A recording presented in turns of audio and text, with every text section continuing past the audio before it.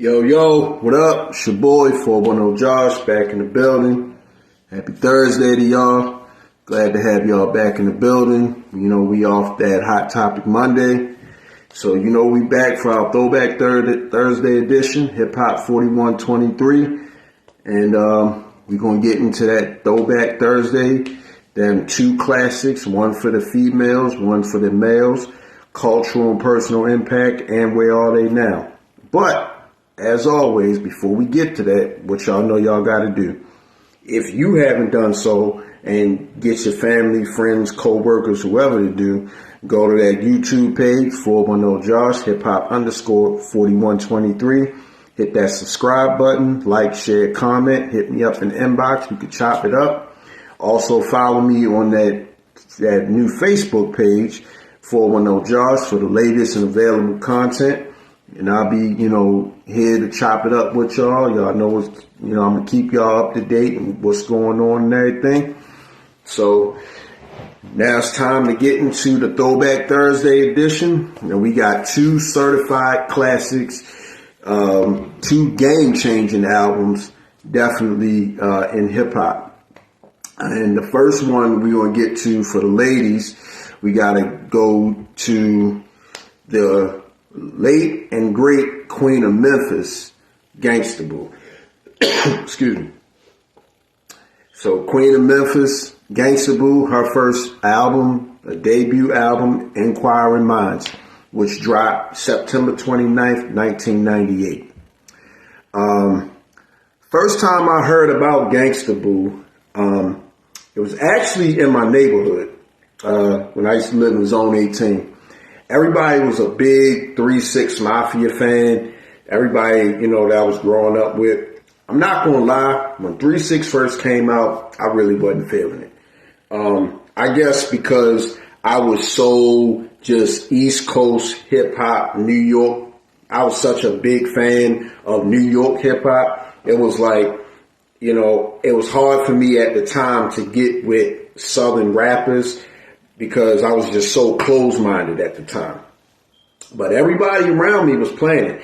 They was playing Gangsta Boo, 3-6, Project Pat, Lil White, who else? Coops the Nigga, Lord Infamous. Everybody in the Hypnotized Mind Camp, everybody was playing that. I honestly didn't get into it at first. Now, as time went on and I grew older and my musical ears started to expand, this is one of those albums that I went back to, and I was like, man, she delivered not just a classic, but a really groundbreaking album. Enquiring Minds, she has, banger after banger, the standout track, Where Them Dollars At, certified classic, hood classic, it's one of them records that the minute you hear the beat, you know who that is. Kill, kill, kill, murder, murder, murder. Don't stand too close. Want to go to war. High off the weed. Nasty trick. Money in the powder. It was like Gangsta Boo just delivered a real certified hood classic. And what made it really, really groundbreaking is that she was the first to open a door for female rappers in Memphis. Once she got on and kicked the door down, and then LaChat followed behind her, and it was just them two for a while until, Glorilla came along. Memphis strictly belonged to Gangsta Boo. And I don't think there's nobody that can debate that. So when I heard it, it was like when I heard it as I got older, I grew to really appreciate not only what she did and how she was rapping, but the impact and the influence and the door she opened for Memphis rappers, especially the female rappers in Memphis. And, where are they? Where is she now? Unfortunately, we lost Gangsta Boo January 1st of this year. Yo, what up, Q? It's my man. What's happening, bro? Thanks for checking in. Unfortunately, we lost Gangsta Boo earlier this year through a overdose of alcohol and fentanyl.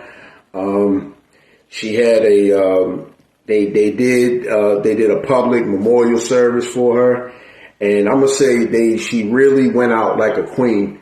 Long live Gangsta Boo, man. She really, really was a real staple.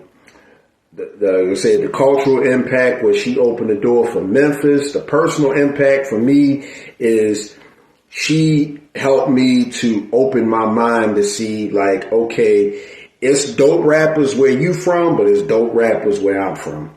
So she helped me to really expand my musical ear as far as appreciating music from other regions that don't sound like music I grew up on and grew to love.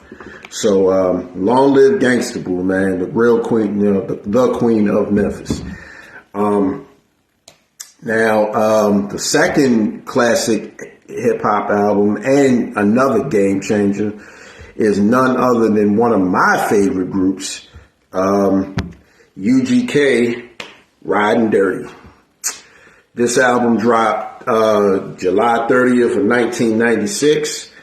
How I heard about UGK Ridin' Dirty, I was actually in a barbershop, and this kid that I was sitting next to, because it wasn't like regular chairs, it was like couches.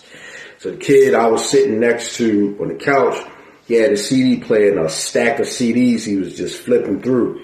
And I happened to look over it. I was like, what's that? He was like, it's UGK Ridin' Dirty. I had never heard of him before. And I was like, well, let me hear that. And so he let me hear, and I was like, okay, this ain't too bad. Now, mind you, I'm still in that mode, like I just told y'all about Gangsta Boo, about not really listening to a lot of Southern rappers. I mean, I think at that time I was only really listening to like Outkast, Ghetto Boys, and maybe Goody Mob. But when I heard Ridin' Dirty, I was like, okay, it's not too bad. But the more, as I got older and I started listening to it more, I was just like, yeah, these dudes really, like, they came out, and now mind you, Ridin' Dirty is not their first album, but Ridin' Dirty really put UGK on the map as far as getting in the eyes of the mainstream, because prior to that, they were kind of like an underground. I mean, they called underground kings, so they were really, superheroes for the underground rappers in the South.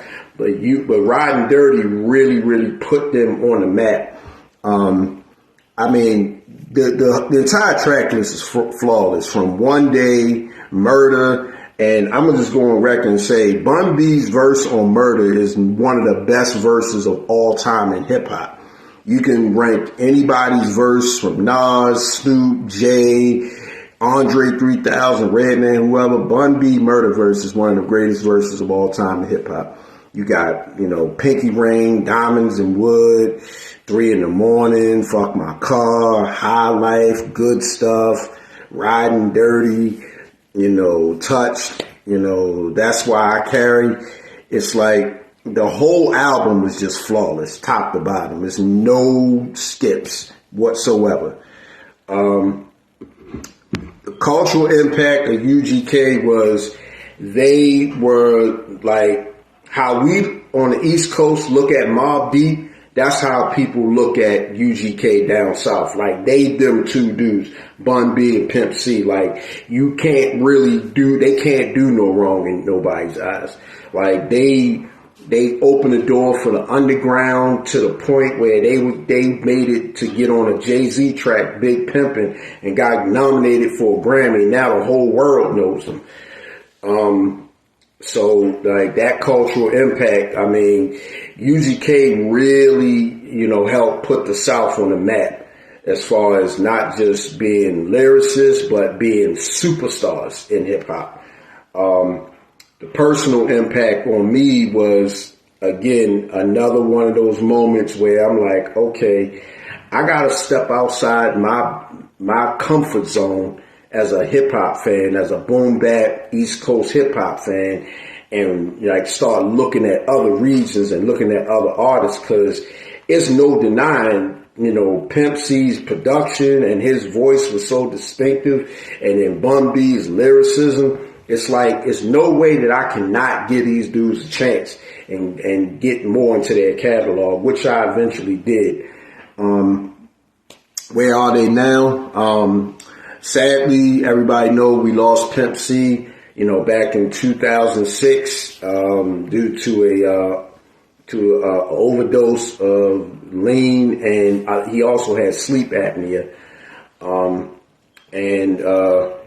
Actually, I talked about this on my on one of my Hot Topic Mondays